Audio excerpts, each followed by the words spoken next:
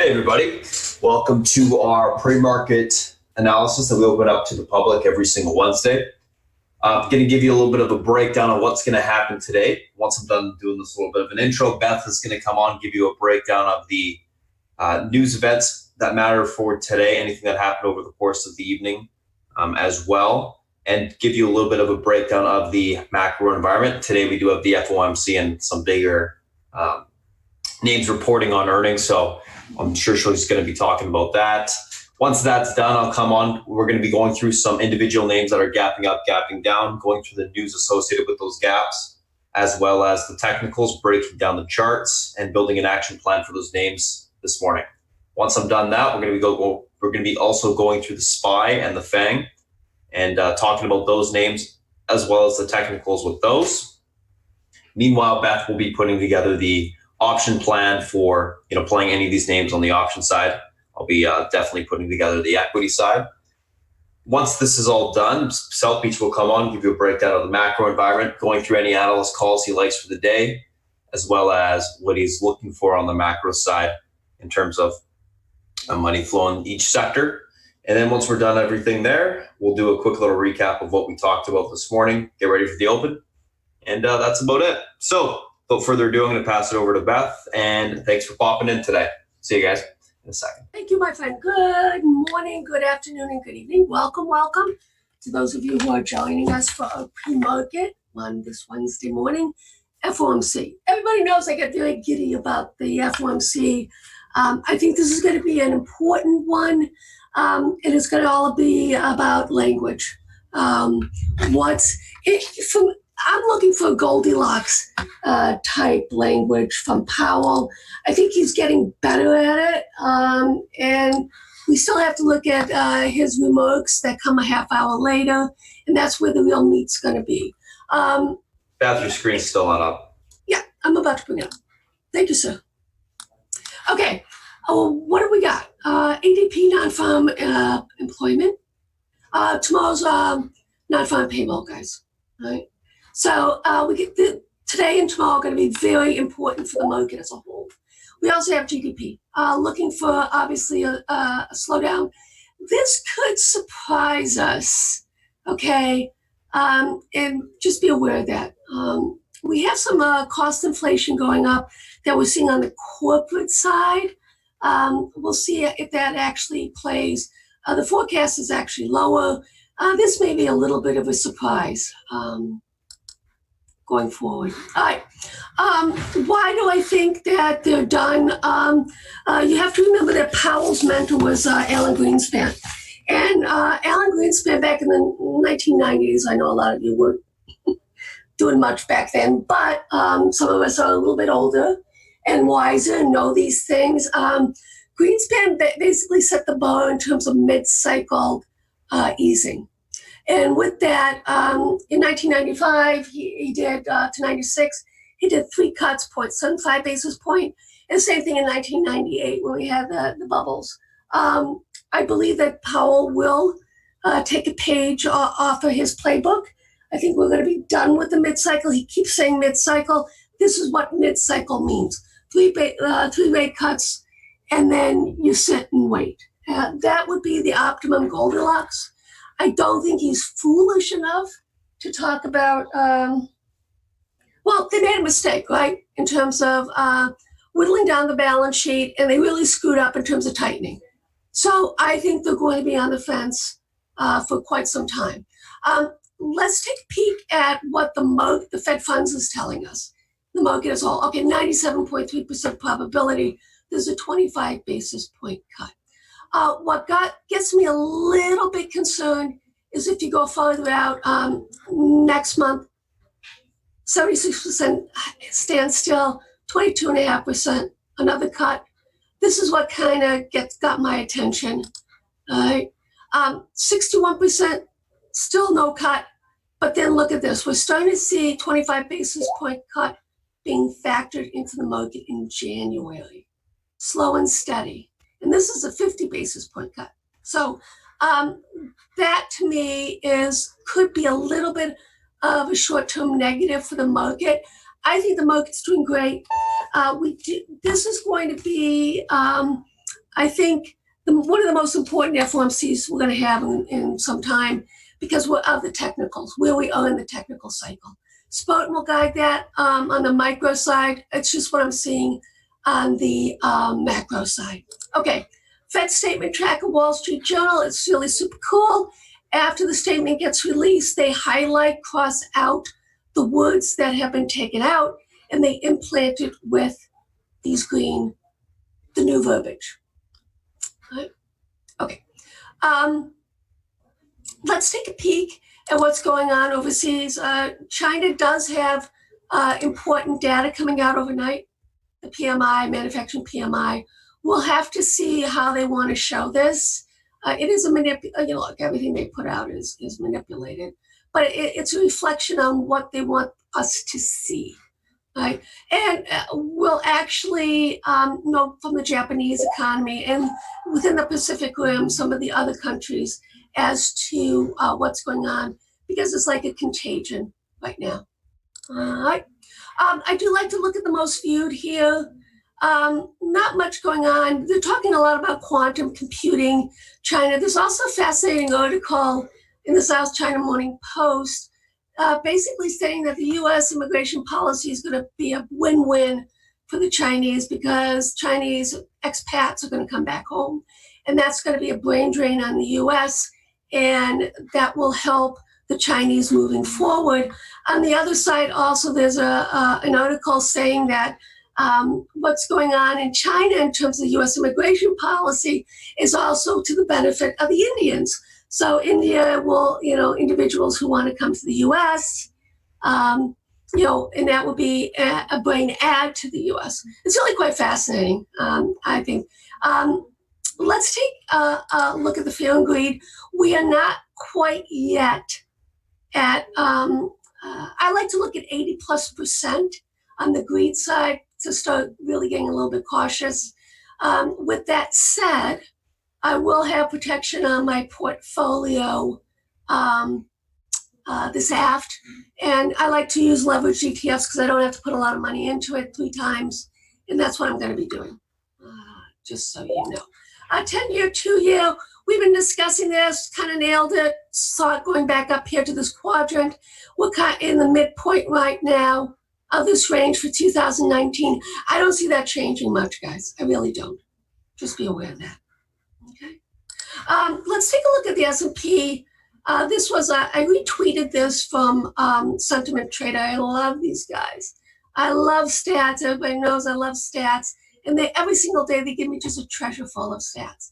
Okay, so what percentage of stocks in the S&P are in a correction? All right, so it's at 0.3%. Right? Okay, so what does that get us in terms of when this happens? Well, you know what I'm going to say.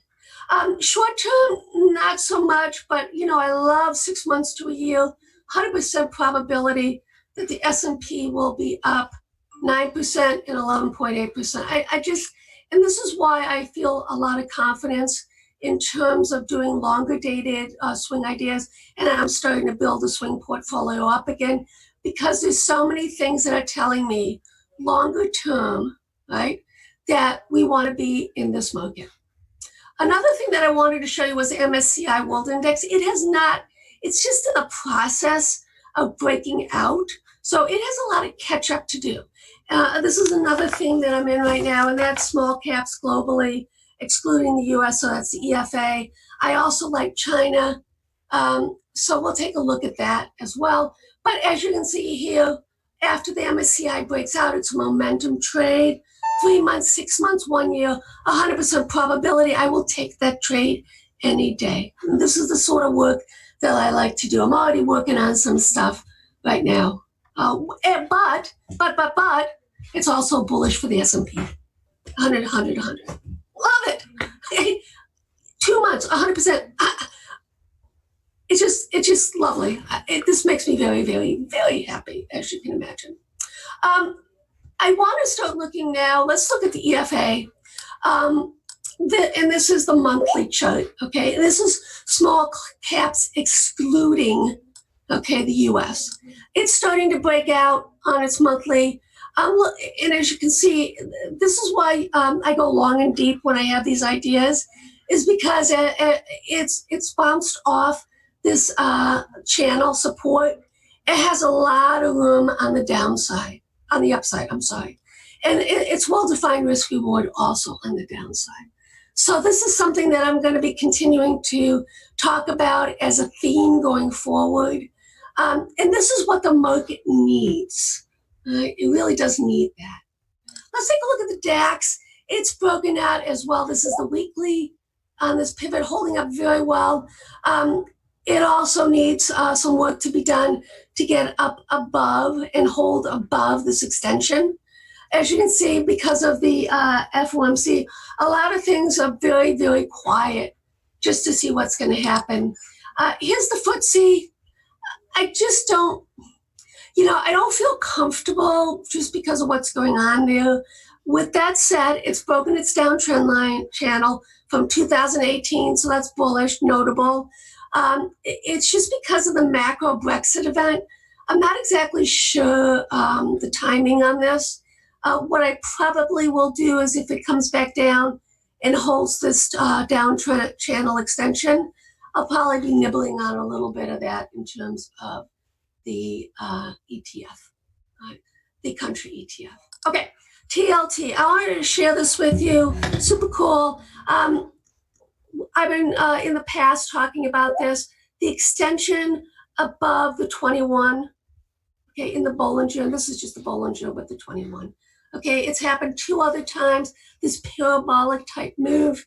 Okay, and as you can see, it's always come back down to the Bollinger, bottom of the Bollinger. So this is price and time work that I'm doing. And this is why I basically shouted out to the room, you want to be short TLT. We've rolled down 3 times. It's just been a kick-ass trade for us. We made money on the upside, and now we're making on the downside. All right, what about timing? 175 days, 181 days. Okay, in 175 days, which would give us to basically February. So, and here is the bottom end of the Bollinger. So by that time, I would anticipate that it should be close to the mean here, maybe a little bit above, and that's 131. My dilemma is that, as you can see, when this has happened, the best we can hope for is this sort of narrative that we had in 2011 and 2012, where it basically massive consolidation. And there is some similarity going on right now, as you can see, to this price action. I love symmetry type of trades, and we're seeing that right now. We still have work to be done, though, because of the parabolic move on the downside. Let's take a peek at gold in US dollar, sideways consolidating, and this is why I think this FOMC is going to be important, because keeping my fingers crossed, I want to break out, break up or break down, I don't care, I want to get out of this range, but this is what gold does. We still have a little bit of weak seasonality on the gold side for the next month or so, and then it starts to pick up again, the strong one. And that's a lot of that has to do with India in terms of buying gold. The workers convert their wages to gold. Gold is very important, especially going into the holiday season in India. Let's take a look at the gold, silver. There's been a lot of articles going on that silver is going to outperform gold. I don't know. All I know is that it's consolidating, and we'll get some sort of indication what's going to happen here. Basically, this will come back down. That means silver will be outperforming gold. And ideally, I'd love to see a break. And we're already doing some silver trades, and I'll be adding on to that if we get a break of this uptrend line, guys. All right, let's take a look at the most important spread when you're trading commodities. Gold, silver spread. I'm sorry, gold, crude spread. Haven't broken out yet. I really did think we would, so I have to be patient right now. In my narrative, I see us breaking out. We have to wait, and what's going to have to happen is we're going to have to break above, and then next week also hold above that breakout. Right. Okay, let's go to the charts right now. Monthly is, I'm going to be doing a lot of work over the weekend on monthly charts. I'm already starting to do it. But with that said, okay, let's take a look here. This is the monthly. Still consolidated in the VIX. Everything else is broken. The lows, VIX has not. You know, I'm going to say huge red flag. Let's move on. Let's take a look at crude. These will all be monthly charts, friends. Same thing going on with crude right now. Multi-month sideways consolidation.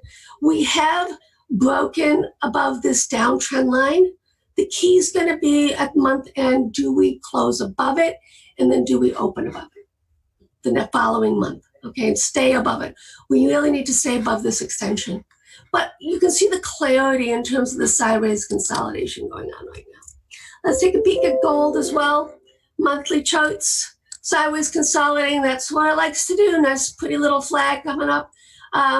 Ideally, I'd like to see this sort of trade. It wasn't as beautiful. We nailed this one. Spartan got all over it. Same thing. The problem lies that the range is so wide, so that. But we are at the lower end. It would be super cool if this month we could close above this extension. Right now, we're right at it. Okay, so we have to be patient with that one as well. Let's take a look at silver monthly chart. As you can see, same sort of narrative in terms of silver flagging.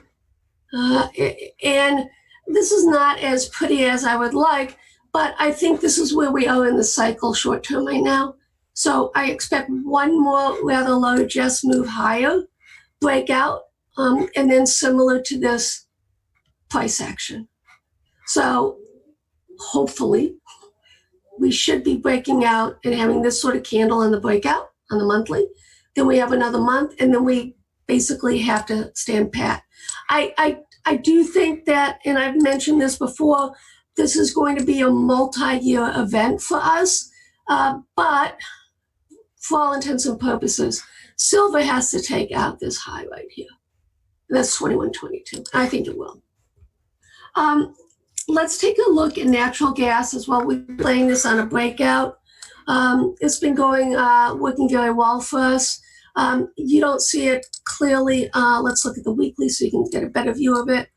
This is a seasonality trade. I put the room in, as you can see, based off of this. Right? November is when it starts to percolate. Do I think we're going to get this sort of move? I think that's a little bit asking too much, but I think we're going to get a large candle coming in starting in November. And this is what it's going to look like. But as you can see, this weekly candle, when we get this sort of breakout, you want to get out of most of it because that normally signals a consolidative top is coming. Okay. Let's take a look at the TLT. Same thing. Reversion to the mean. It's now sitting below the 21. This is the weekly. This is the pivot point. This low here, 136.54. Spartan, and I will go over rules of engagement in terms of what the FOMC later when I take the mic, and then right before when the 2 o'clock when it comes out. Right? And this he's just brilliant in terms of his reaction to the FOMC. South Beach and I will get on in terms of what our thoughts are in that regard. Right? All right, let's take a look at healthcare. Weekly, as you can see, has to break out, has not broken out. I've been kind of shouting it out for the last couple of weeks, being long on the healthcare side on a valuation basis. Cigna was brought to us by South Beach. Spartan and I jumped on it as well. And I'm in UNH. I do have some XLV puts as a protection, just so you're aware of that.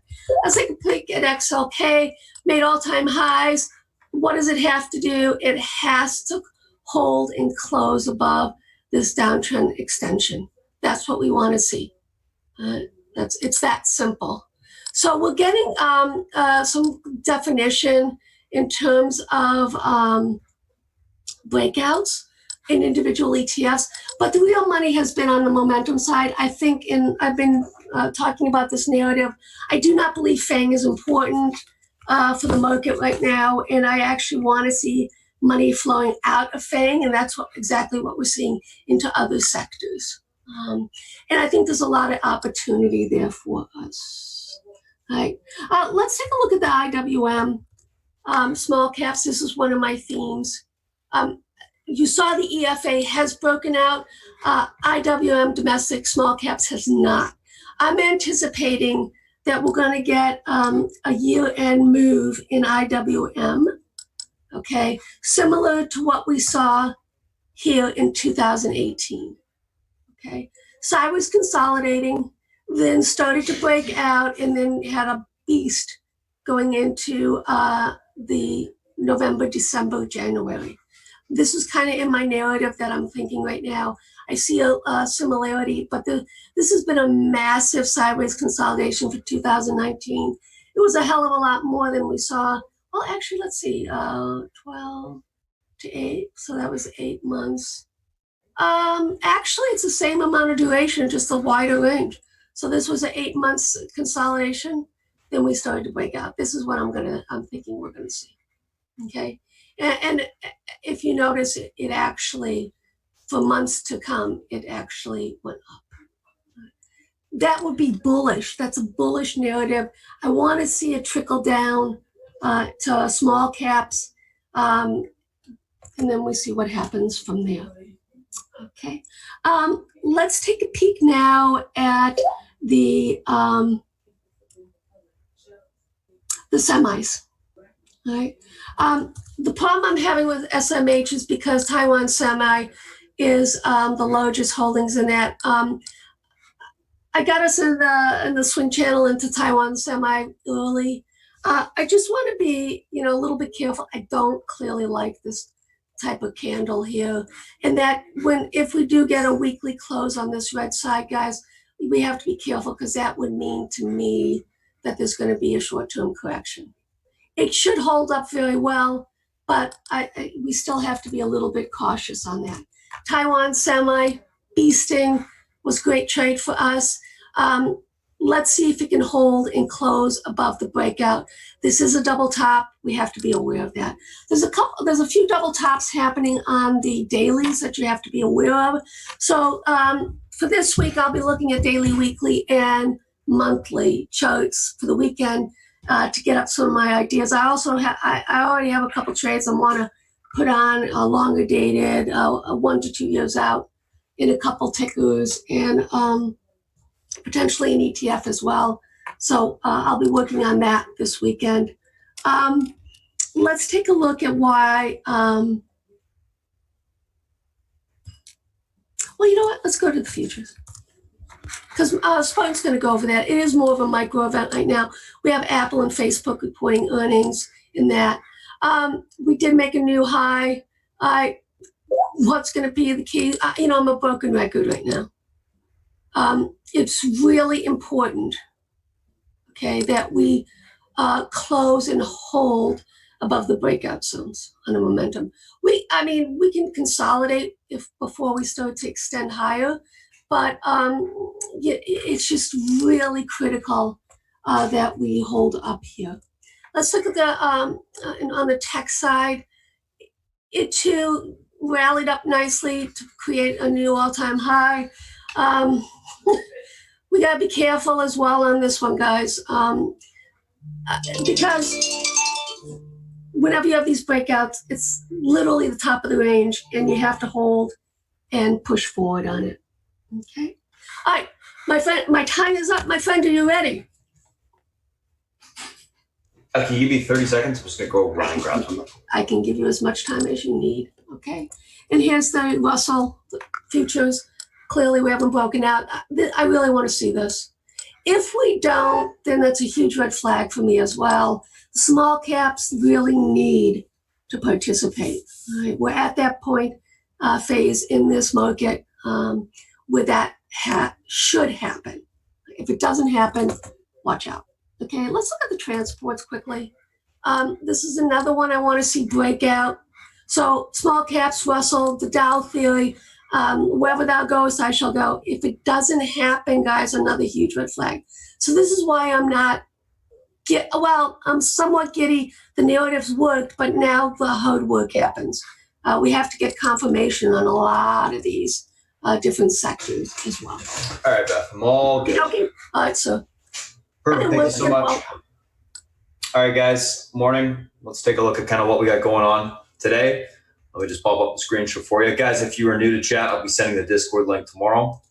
I mean, not tomorrow, but the end of the by the end of the stream today. Once probably the last 20 minutes, you'll get it for the guys that are new to chat today. So let's take a look at kind of what we got going on. So a couple different things that we're looking at today: GDOT, MAT, AMD, GRMN, J&J, Success. So a couple different names. GDOT, news associated with this name, Walmart and GDOT to jointly establish a new fintech accelerator. Telfin Labs gapping up on that. MAT, earnings beat, EPS and revs year-over-year growth, 3.1%. High short interest, 46%. Stocks gapping up on that. Potential to squeeze today.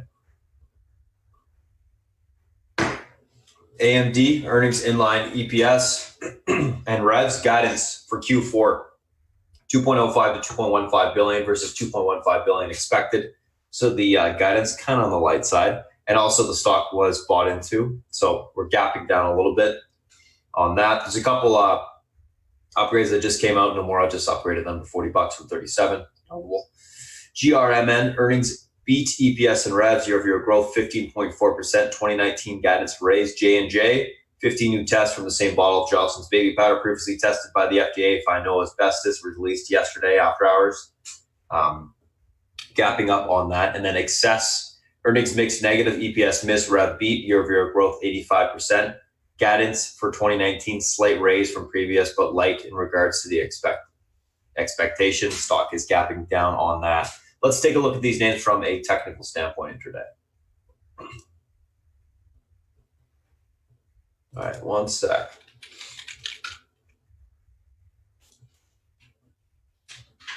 There you go.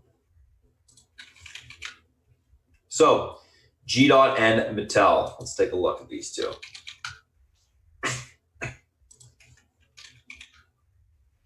GDOT and MAT.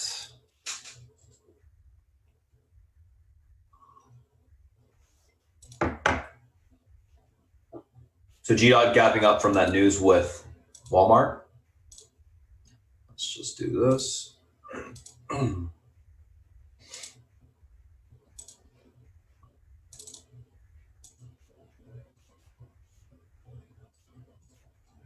Okay. So stock's gapping up into this gap area on the chart from previous earnings, obviously. Let's take a look at where we got room to. 32.20, big resistance point for now. We get through that level. We got room towards 33.81. Oops, 34, I should say. Get above that. We can get a further continuation to around that 35 area on the upside. 35.28. Unable to hold that area, we look for a gap back down towards that 29, 24 level. And if that is unable to hold, further continuation lower back towards the 50 EMA, as well as this range support here at 27.91. Let's take a look at this name intraday here. Take a look at the levels. So the pivot point on the stock is going to be 32.20 on the upside. And what is the pivot point? Pivot point is a major support or resistance area on the daily chart. I just like to call it a pivot point. And it changes the direction of the stock for a extended period of time. So if this is able to break through that pivot point, we should see continuation higher. Unable to do so, we should see continuation lower. So 32.20 is that level. If it's unable to get through it, look for a pullback to 29.37 to 27.91. Then we look for basing down there to take the stock long. If we're able to get through that 32.20, look for continuation into the $34.01 area. If that level breaks, we could see 35.24 on the upside today. Possibly more. This is a massive level to get back through. It's into the recent gap down area from earnings. So we could see a further continuation push for an extended period of time. Mattel, MAT. Let's take a look at this name. So, like I was saying, earnings were decent and the stock has got a high short interest. So potential for a little bit of a squeeze here. 46% of the float is short. 1217, a little bit of a range break area on the daily to the upside. Nice chart so far. 1279, next resistance, and then we got room towards 1379. 1160 support. Below that, 50 MA should be tested again. Alrighty, let's take a look at this chart intraday.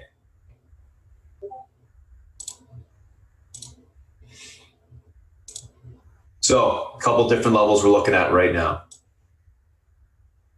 The pivot point on the stock is going to be 1217. This is that big range break on the daily, or 1216, big range break on the daily.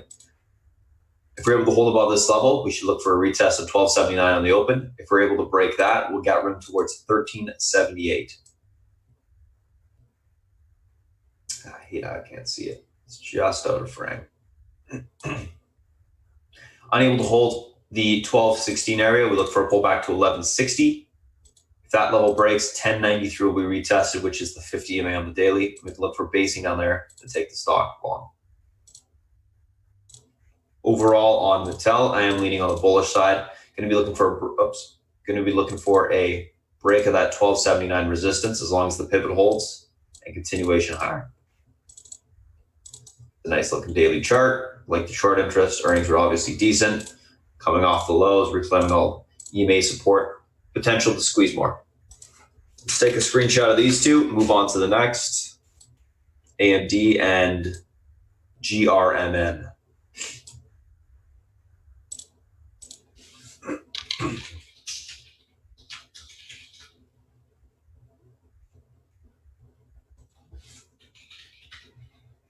GRMN. Oops, AMD first. AMD, GRMN. So AMD, basically the earnings were pretty much in line across the board, but as you can see, the stock was definitely bought into. So I bought into those earnings. We're getting a little bit of profit taking after them.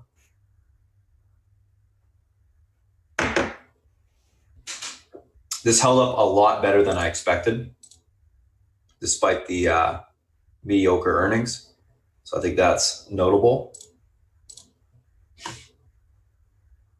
So let's take a look at kind of the resistance points here.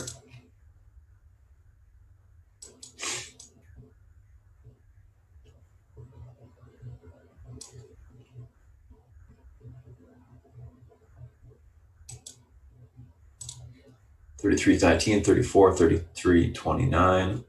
Get rid of all this other crap from before.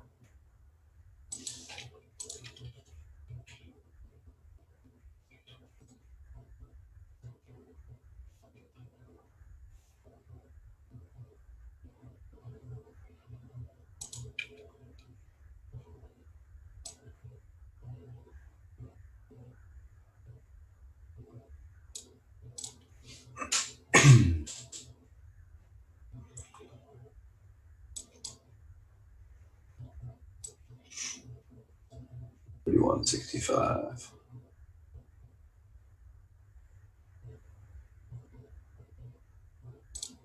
That'll do. Okay. Let's take a look at this chart intraday. So pivot point on the upside is going to be 31.18. This level breaks, we can see continuation back towards last day's high, $34. If that level is able to get break to the upside, 34.82. Unable to get through that level, look for a pullback towards 32.30 on the downside. If that breaks, we're going to see that 31.70 area be retested. Unable to hold that, we do have room back towards 30.68 on the downside, which is the 50 EMA on the daily. Pivot point on the upside is going to be 33.18. I think AMD is doing a pretty good job of holding up right now. I'll be looking for any sort of push above this pivot for topping to short the stock. I'll wait for the actual, trend to break. I think it's bouncing decently right now. We'll just have to see if it's able to hold up this bounce into the first, probably 30, 60 minutes of the day. All right, let's take a look at the next one. GMRN.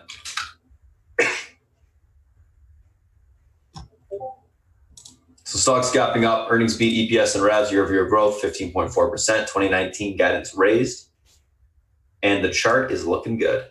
Nice break to all-time highs here, I believe. Get rid of that little Fibonacci thing going on. Let's go with 5-year. Just want to make sure this is indeed at all-time highs. 10-year. Well, maybe not. Nope. Always got to go back and check.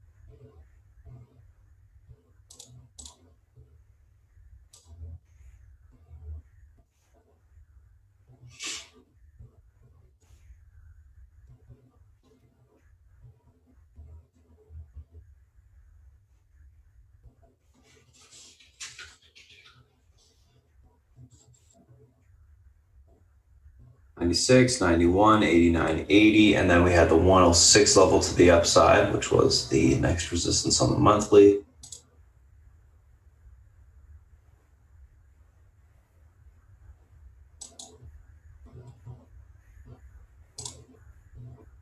I also want to get a fib going on it. I don't think I need it though.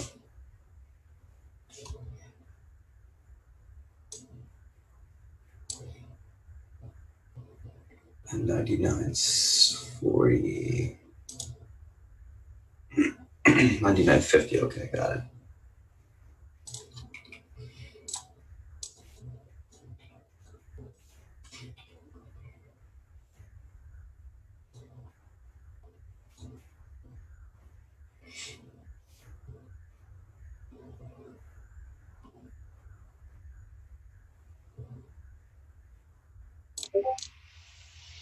All right, let's take a look at the stock intraday.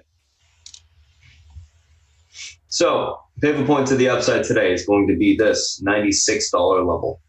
If that level is unable to break, we look for a pullback towards 91.62 to the 89.77 support on the downside. Down there, we look for basing to take the stock long. If we're able to get through 96, look for further continuation to 99.52. That level breaks, 106 will be tested on the upside, which is a monthly range resistance level. So we can see further continuation. I like this earnings, probably one of the best reporting that reported, because the chart technically is set up and the guidance is raised. So I do like that combination of things.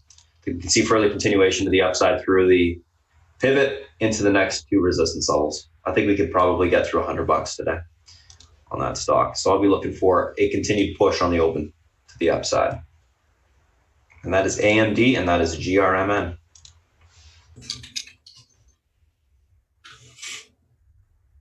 All right, let's take a look at the next two things.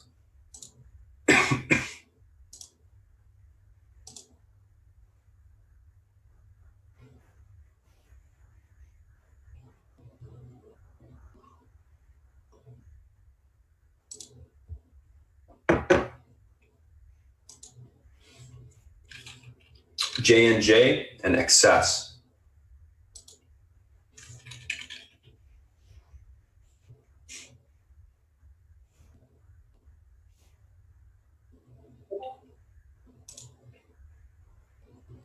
All right, J&J. Stock's obviously gapping up. Let's take a look at where we got room to today. We're at 133 in the pre-market. A little bit of a choppy chart as of late, as we can see here.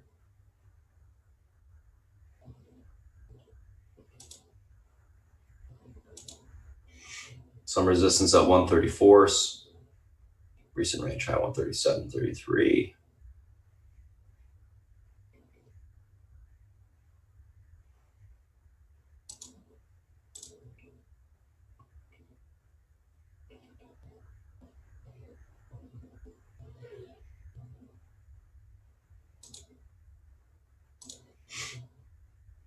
Definitely going to be the pivot point.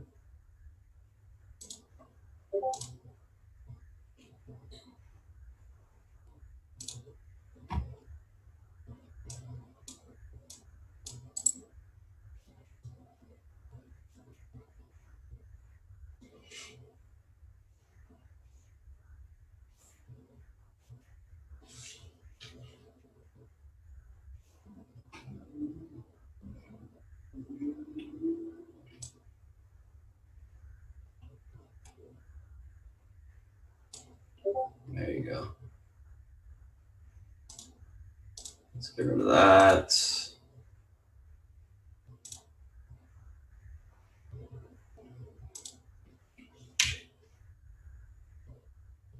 $136.50.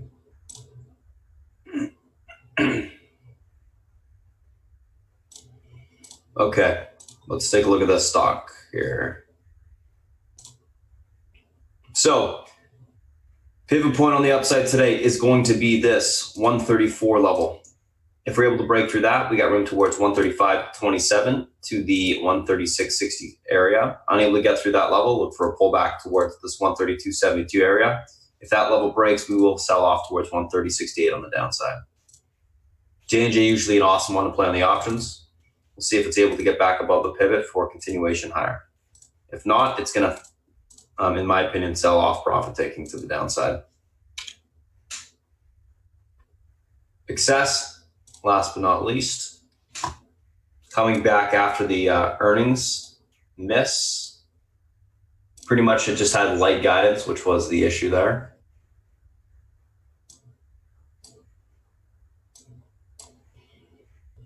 So stock is gapping back up. It's trying to reclaim this little pivot area here, 86.12. Let's mark it. Oops.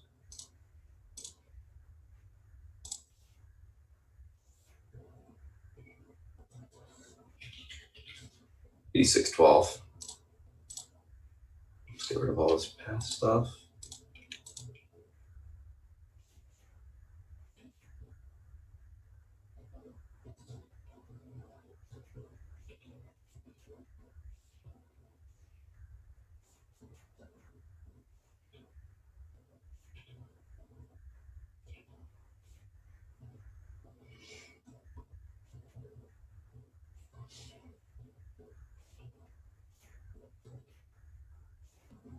Oh, whoops. I was deleting the friggin' other lines. Whoops. Did not mean to do that.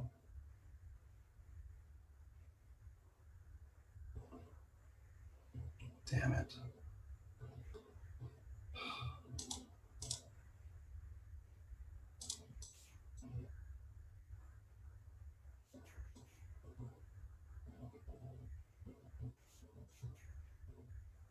One sec, guys. I'm just putting this excess lines back up. I didn't realize it synchronized these two charts. There you go. Fixed. 86.12 pivot point on excess. Support 82.38 if that breaks. Then we got room back towards 79.87. Able to get back above that level. We should see some continuation towards, let's see here.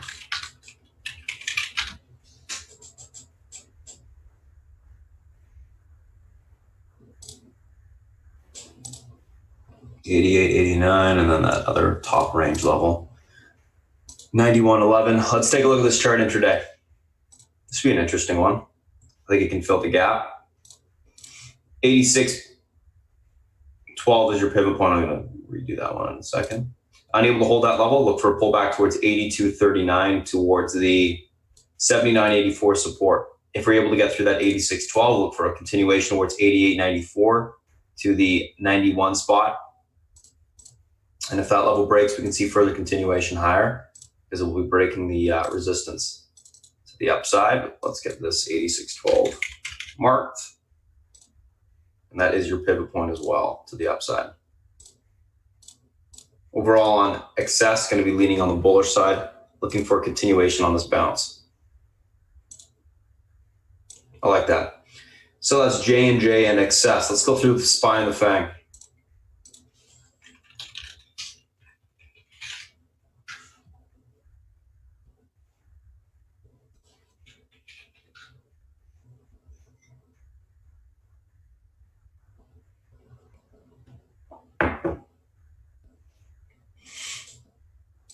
So SPY basically the exact same range it's been stuck within the last 2 days.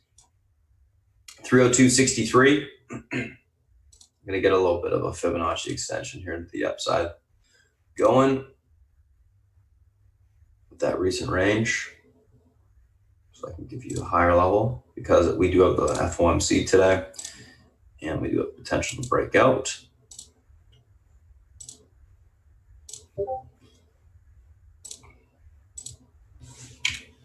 Okay, so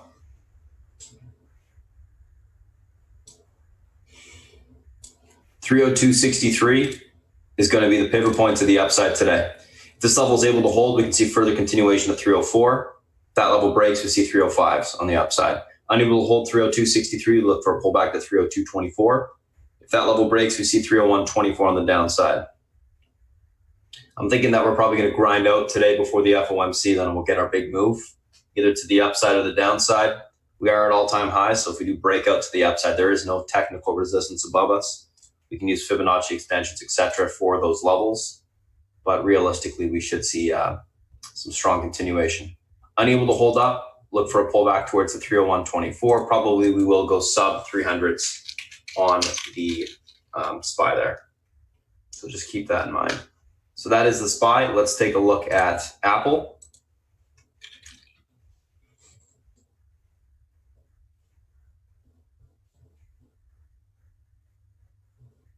One sec, guys, just saving my charts here.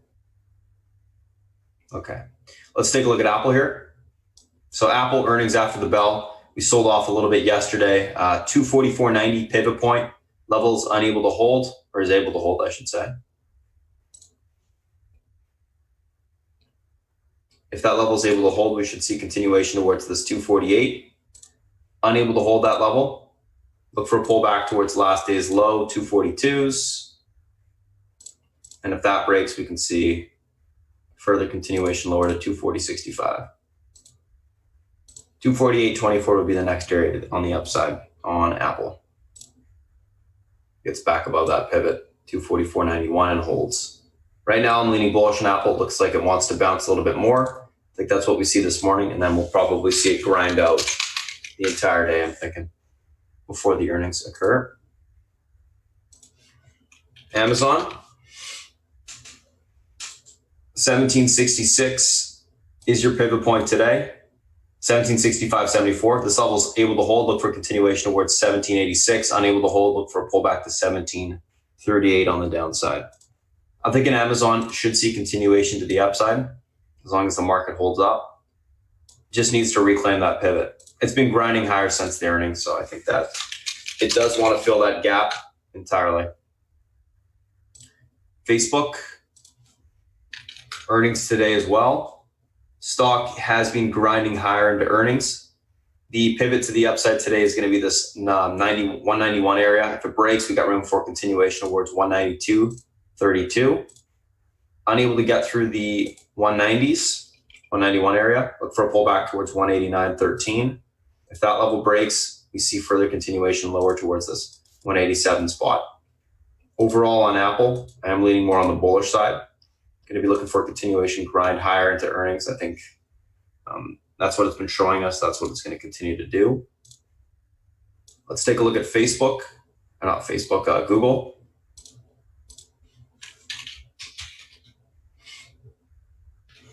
Actually, let's take a look at Netflix. I don't know how I skipped that one, but I did.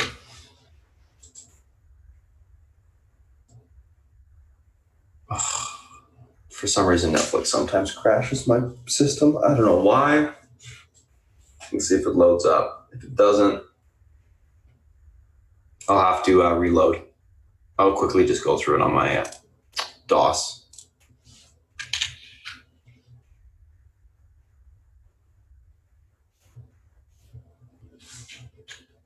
So Netflix, 284 resistance. If this level breaks, it's It's got room towards 288 on the upside. 284 unable to hold. Look for a pullback towards the 279 80 level to the downside. If that level breaks, we can see further continuation lower towards the 270s. It's got quite a bit of room underneath that level.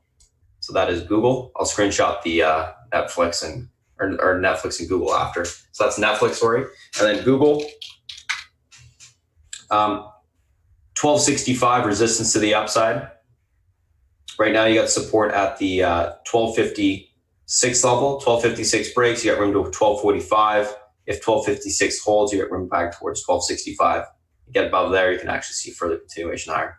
Reason I know these levels, I've just memorized them over the course of time. So that's it for the SPY and individual names that we're looking at today in the FANG. I'm going to type up the pre-market action plan for the guys in chat. I'm going to pass over to South Beach. He'll come on and give you a breakdown of the analyst calls for the day and the macro environment, anything he's looking for there. And then we'll come back, do a quick little recap, and get ready for the open. So if you're without further ado, South Beach, if you're ready, it's all yours. Hey guys, good morning. Fed day, huh? Okay, cool. Let's look at the bond market.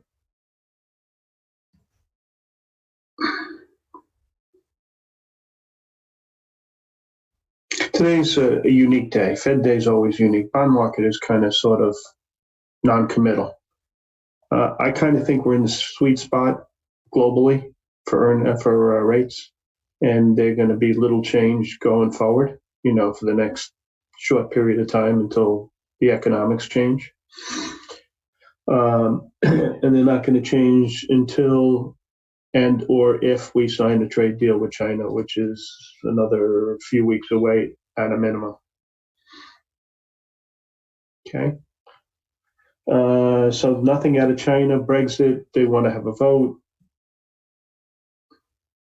It's just a hot mess over there. The Middle East was quiet. Oil is quiet. Let's talk about Fed Day, okay? How do you handle a Fed Day? What should be your trading style? How should you approach it, okay? First of all, I think the number comes out at what, 230? Is that right, guys? Anybody want to correct me on that if I'm wrong? It's either 2 or 230. It comes out at 2. 2? 2 and then 2:30 is the conference. Okay, thanks, Beth. So 2 o'clock comes around. You should be pretty much, your position should be pretty flattish around 1 o'clock. Okay, probably earlier. And you shouldn't have a bet on the table other than investment positions, in my opinion. Okay? All right, so that being said, you're going to trade in the morning, you're going to do what you do, we'll play what we play, and around 11 o'clock, between 11 and 12 o'clock, you should have no positions, okay? Have a nice lunch, enjoy yourself, etc., etc. Okay, 2 o'clock comes out, the Fed's going to make their statement. They're going to cut rates by 1/4 of a point, most likely, okay? If they don't, we'll discuss that in a second, okay? He'll have a conference at 2:30. The 2:30 conference, when he releases his what he's going to do, there'll be a short statement, okay? If the statement says anything other than data dependent and or, he's not going to be dovish, guys. He's not going to be. He's either going to be data dependent or a little with a hawkish tinge to it. Okay, if he says data dependent, that's a positive signal. So 1/4 point data dependent, the market would take that as positive. If he has a hawkish bent, the market will probably sell off some on that. Okay, and then we'll see what he says in his Q&A. The Q&A absolutely, positively will move the market. Okay, one way or the other. Okay. If they take the bottle away, okay, from the market will have a little bit of a temper tantrum, like a baby crying. Okay, if they let the market continue to suck on the bottle, then the market will be very sanguine. Things should be kind of sort of like they are right now. However it ends up, the market will change the direction tomorrow. More often than not, whatever happens on a Fed day is a reverse the following day, more often than not. So don't position yourself for a follow through. It generally doesn't happen. They reverse it and whip you. Okay, so however tonight ends up, unless the stock is like a screaming situation, be flattish. Okay, this is one of those nights. I know I've been, and as have a lot of the mods, Beth and Spartan especially, have been saying you don't need to have a lot of positions overnight. Okay, you take a couple of them that are special. That this is no different, especially tonight. Okay, so that's my take on Fed Day. All right, okay, that's that. Barry Diller was just on TV. He is the senior spokesman for, in my opinion, the senior spokesman for entertainment in this country. Okay, he's been there, he's done that, he's had every job there is. The guy is super smart, super plugged in, sees the big picture, et cetera, et cetera, et cetera. So after listening to him, he gave what I felt was more, he enforced what I've been thinking, which is programming costs and costs of doing business are going to go up. I do not like this group.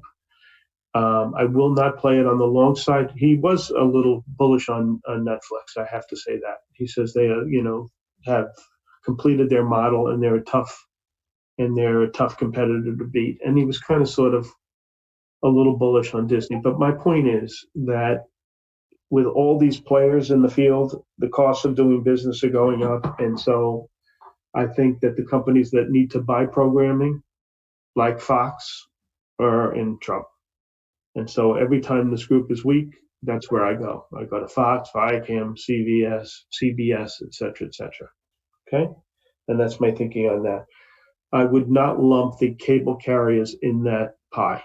Okay? They have a business unto themselves, and that includes Comcast, which is kind of both, but very good management and a sweet company, ATUS and Charter. Okay, so that's my view on that group. Okay. In the research today, let's talk about the long side. Well, let's talk about the short side. JWN was a downgrade to sell target 30. This guy's had a 30 target for a long time, so there's less impactful on the call. All right, so don't get excited about it. It may come in. I probably a buy on weakness, only because this is just a reiteration. The 30, he decided to make it a sell because the stock rallied, so it's not a great call. CHRW was downgraded to a sell by Bank of America. I'm not a real fan of Bank of America research. AMCX, that's one of those programming stocks that I talked about. They were downgraded by Bank of America. I don't love the call either. Grub, all the lemmings are downgrading the stock today. Nothing special there, except I was a little surprised at how low some of the targets were. Goldman was at 30 and Lehman was at 27. And the fact of the matter is, Lehman's been negative on the stock. I think, Lehman, they call themselves Barclays now, so I'll call them Barclays, okay? He's been negative on this stock all along, so I'm kind of leaning towards his call more than anyone else's. All right, and so he had a 51 target, which was way below the street, and now he reduces it to 27. So Grubhub will probably continue to go down. Let me see if there's anything else on the short side that turned me off. No. I mean, like when you downgrade a stock when they miss earnings, I count that as a catch up, which happened to Molina and VTR and AMAG and stuff like that. Ingersoll Rand. Xerox was downgraded to a sell at JP Morgan, mostly on price. I don't like downgrades on price. I don't think they're worth playing. I think there's got to be some meat on the bone. Let's see. On the long side, you had a shop call at a Baird. I thought that was pretty good. He said that basically their earnings perceptual shortfall was based upon them not being able to handle all the business that they got. That should be one's biggest problem. So I like that call. BIIB was upgraded by Bernstein. I've been saying I think BIIB is either going to 200 or 1,000. They increased it. They increased their rating to outperform. They have a 370 target. If this thing works, 370 will be way in the rearview mirror. But I have no feeling whether it works or not. NOV was upgraded by Goldman. I thought that was a nice call. And believe it or not, I like a call out of Wells Fargo, RVNC, 20 target. I like it because they got a new CEO. I like when companies get a new CEO, especially if he's had a fair degree of success in the past, and this guy has. So I like that. Microchip, I like this call from Raymond James. You know what I think of them. I think their research is the best on the street. Sorry, GM. Reiterate the buy at Citibank. The target, he says it'll grow into a 76 to 134. I know how to get rich really fast, get some of the shit that this guy's smoking. GM will never go to 76 or 134. Just like the horse and buggy never went to $1,000 a share. This group is finished. Okay? You're going to have cars motoring around. People aren't going to own them. You're going to push the thing, an app on your phone. And GM going to 76 to 134 is asinine. Really silly. I can't even believe someone would say such a thing. What else? Okay, let's see if Syndicate. All right. There's a new issue coming out of, let's see. I don't know if it's coming today. It's slated for today, but I don't see it, which is this DUL. I think it's a dead short no matter where it opens. Okay, I think any Chinese new issue is a dead short. Okay, they're bringing absolute crap to the market. And there's three secondaries not worth focusing on. Okay. There's two new issues coming tomorrow too, both pharma, they both suck. Okay, so that's Syndicate. You know something, the new issue, syndicate market ebbs and flows. It gets hot, it gets cold, it gets warm and it gets cold. Right now it's just cold. So you just stay the hell away from these stocks unless you can get a locate.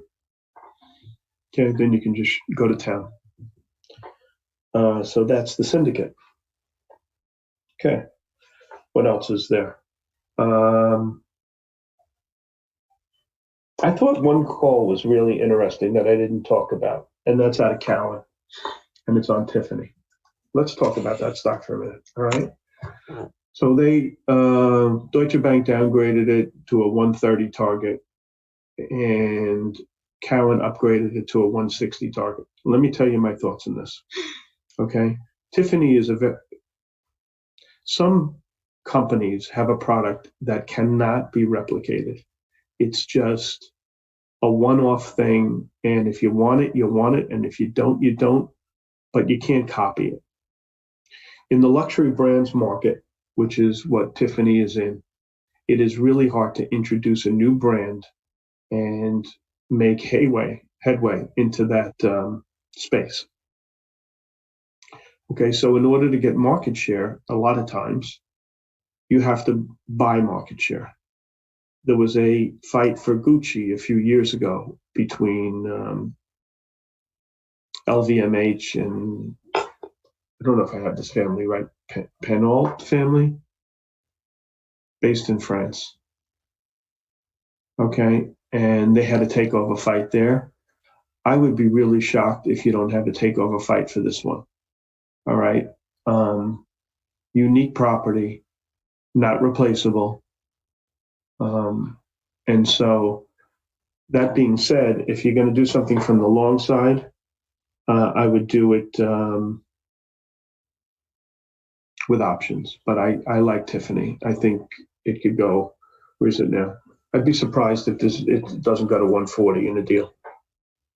Sure, I would be surprised. All right, there's room in this baby. But we'll see. They haven't said they're not for sale yet, so We'll see. Okay. Okay, I'm getting a lot of questions, so let's go to Q&A. All right, you guys can ask me whatever the hell you want, and we'll do that. So let's look at the oscillator. The oscillator, as people are asking, it's at 32. So that, to me, the oscillator is not a really good indicator for overbought. It's a really good indicator for oversold. Okay, so this is nowhere. Okay. Did you hear Kramer talking about all the supply of IPO stock coming next month? Yes, I did. I think he's right. I think Uber is going lower. I think all these stocks that have lockups coming are going lower. I think these guys have the fear of God in them, the fact that the stocks got smashed and they want to. Here's the thing, okay?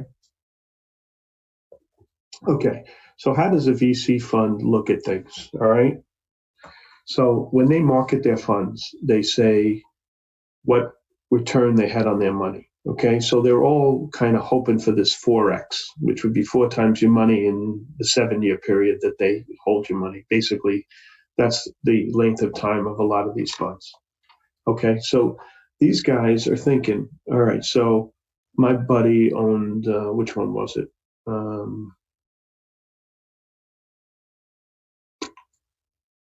What the fuck stock was that? Datadog. Okay, at $3. It's 33. All right. Now they think it's worth a lot more than $33, but he wants to be a 4x fund, right? And this doesn't go for him. It goes for all these guys. If they want to be a 4x fund and they're up 9, 10, 12, 20x on a position, they have to sell some. Because remember, for every good stock, they have 1 or 2 that are sucky. All right. So I think there's going to be a lot of stock coming to market, and I think we can game them. Okay. Now, Uber has a lot more stock than most, but look at what happened to, I know it's not a quality company, but Beyond Meat. I mean, the valuation was crazy, and look what happened to it as soon as the expiration came off, right? The earnings weren't bad. They just clocked it. So I think he has something to say. GE earnings, look, you know, I like the analyst at JP Morgan, but I have always told you guys that the most important thing is management, and they have the right guy in place. Okay, the guy they got, I think they got him from Honeywell. He's the man. I told you when they hired him. And if anyone could pull off turning this piece of shit into a good company, it was this guy. So it appears as though he's on his way. So that's my thinking on GE. As far as Mattel's concerned, I don't know what to do with it. So the thoughts on LGFA down here, you know, listen, you know my rule, okay? My rule is 17-day, 17-week. If the stock is below the line on the 17-day and the 17-week, I am not allowed to buy it. This stock has been riding below that line for months. I mean, I'm looking at a chart right now that takes me back when it crossed to January, when the stock was $30. It's a damn good rule. So what are my thoughts in LGFA? I can't own it, so I don't need to have thoughts. That's why you have rules. Okay? Rules are rules for a reason. Let's see, any other questions? What do I think of CNC today? Well, let's talk about my positions, okay? I took home a bunch of PCG. I told you guys I was taking it. Up $1. I like that. I bought some CUR this morning. Okay. There was some news. Why did I buy it? Because the market cap is 3.4 million. So if someone wants to come in here as a buyer, they can take the stock wherever the hell they want. Okay. So what did I tell you? I was swinging. I told you I was swinging PCG. And I don't think I was swinging. Oh, and I swung some Boeing. I'm going to keep the Boeing. I'm turning this into an investment position. I don't even know what the stock is doing today. Let's look. Where the hell is it? Where are you, Boeing? Oh, I put CUR over Boeing. That was a mistake. Okay, so Boeing's down a little bit. Here's the thing in Boeing. I think this congressional hearing they're having is the beginning of the end of the bad shit. And I think Boeing goes to $400 or $500 a share, and I'm just going to keep it. Okay. I have a very small amount. I needed to cross the 17-week to get aggressive. I keep a small amount to get a feel for the stock. It's not a very tiny position. Okay. Under 1,000 shares. This breaks my rule, but you know what? It's so small that I'm good with it. And I saw what happened when bad news came and it traded down to what, 340? So I'm kind of thinking that's sort of the bottom, and I'm willing to lose $10 because I think I'll make a lot more than $10. I think my risk reward here is pretty good. But like I said, the position is tiny. There goes PCG, go baby. Okay. What other positions do I have? I have a good size. My big positions are CNC, which I've been telling you all along that I like it. I like it. I like it. You have heard me spew about this company, and I bought it the other day at whatever I paid, $44. Okay. The other one is Cigna. I told you guys I was buying it. I'm up $25 in the position. I started buying a little Dow Chemical. This one won't be like that, but it's got a high yield, and it seems like they're getting their shit together. So I like that one.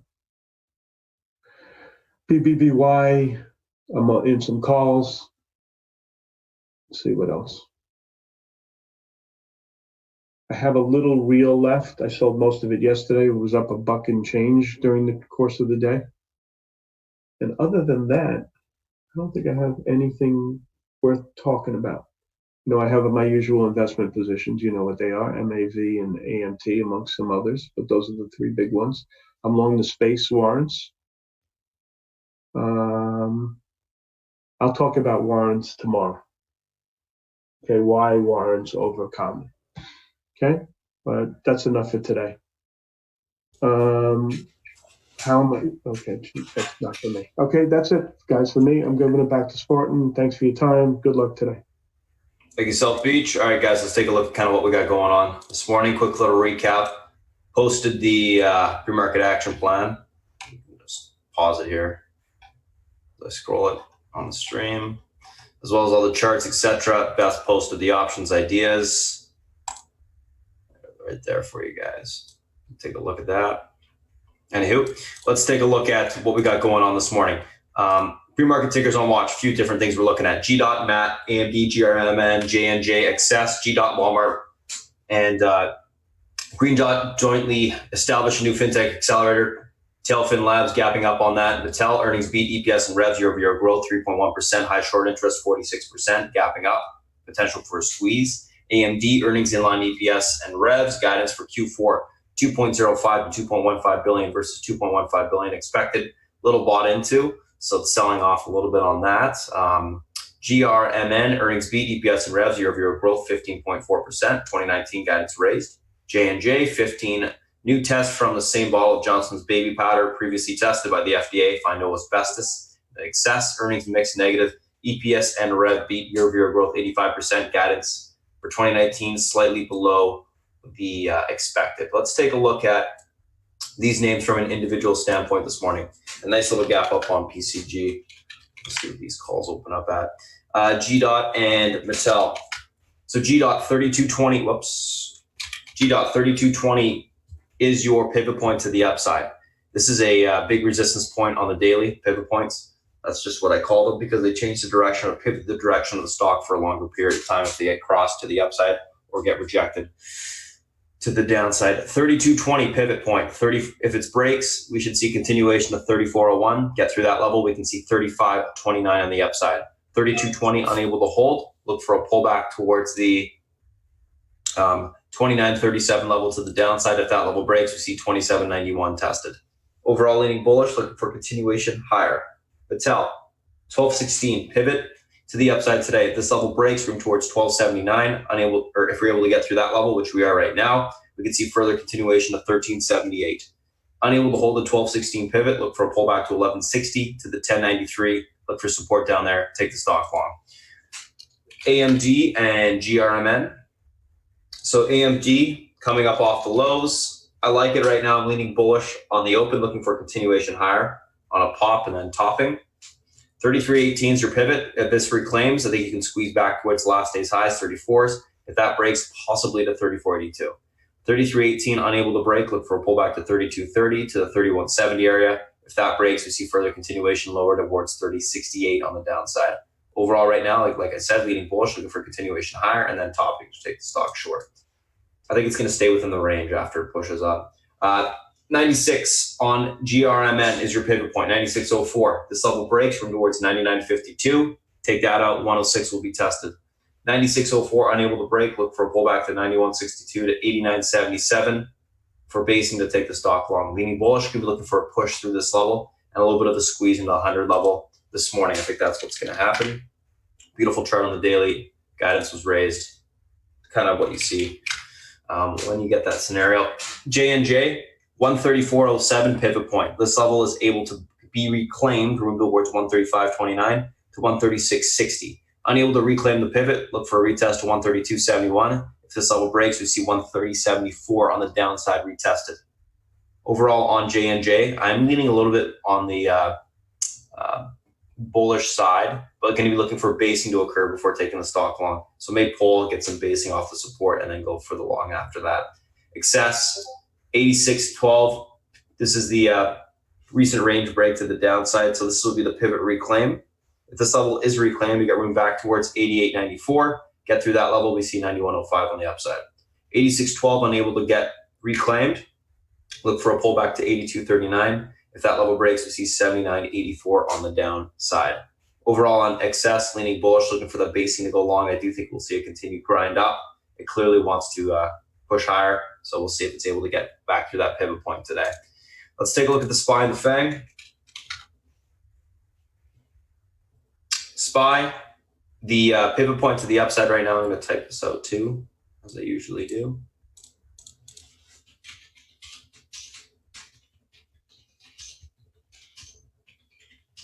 So the pivot point is 32.63.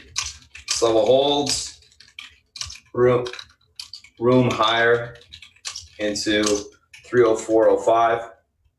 That breaks. We can see 305.09 to the upside today.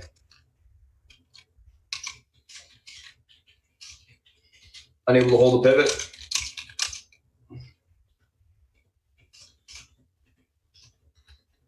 Room lower into the 302.24 support. Breaks. We see 301.24 on the downside.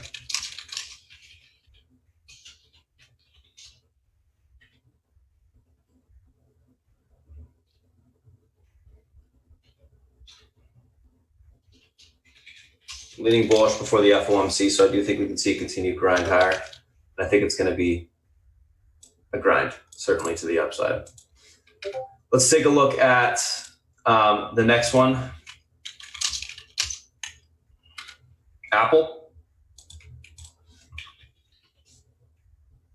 So Apple, 244.90, pivot point to the upside today. Level breaks from towards 248. Unable to hold this pivot. Look for a pullback to 242 to 240.58 on the downside. Looking for a continuation push on Apple to the upside today before the earnings. Amazon, 1765.74 is your pivot. Level holds, room for continuation towards 1786 to 1796. Unable to reclaim that level, look for a pullback towards 1738 on the downside. Let's take a look at Netflix. So 284, pivot point to the upside today. Breaks, we got room to 288. Unable to hold it, look for a pullback towards the 282 spot. If that breaks, we see 277.50 on the downside. Facebook, leaning bullish on Netflix, by the way. Facebook, 190.96 level is reclaimed, room towards 192.32. Unable to hold that level, look for a pullback to 189.13. And if that level breaks, 187 to the downside. Earnings today on Facebook, I think we will see continued buying into those earnings. And then Google, 1265 is your pivot. If this level is unable to hold or reclaim, look for a pullback towards 1245. That breaks, 1236. 1265 able to be reclaimed, look for a push 1275, possibly to 1293 on the upside today. Overall on Google, leaning bearish, looking for a continuation lower. So that's it for the pre-market breakdown, guys. If you just popped in today, thanks for popping in and checking us out. We do these every single Wednesday. Next Wednesday, we're going to be pushing that just 1 week just because my admin's going to be away. So maybe we'll pick another day. We'll let you guys know on Twitter. Other than that, thanks for popping in, guys. If you do have any questions, feel free to reach out or go to the site, SpartanTrading.com. Thanks, guys. Have a good one. And I'm just going to get ready for the open with my guys. So, alrighty.